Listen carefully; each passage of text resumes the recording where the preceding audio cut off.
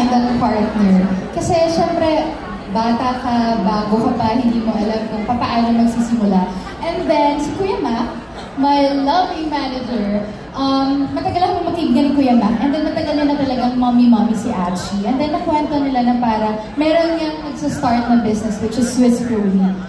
Doon na nag-start. Actually, paano ba, Achi? Paano nirelay ni Kuya Mac sa'yo? Actually, it started last year, November. I'm finishing all the research because one of my companies was, we had a joint venture with Meriu, which is science in Europe. Then sabi ni Matt, actually gusto mag-negosyo ni Julia.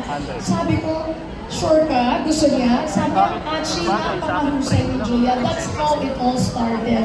And I would like to tell everyone, anong nakikita niyo kay Julia ngayon? Kakasiyan ng hard work ni Julia. Napakasipag ni Julia. If you don't see a beautiful face, but you see such a hard-working entrepreneur in Julia Montes.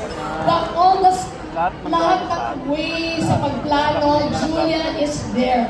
At saludo ako sa batang to.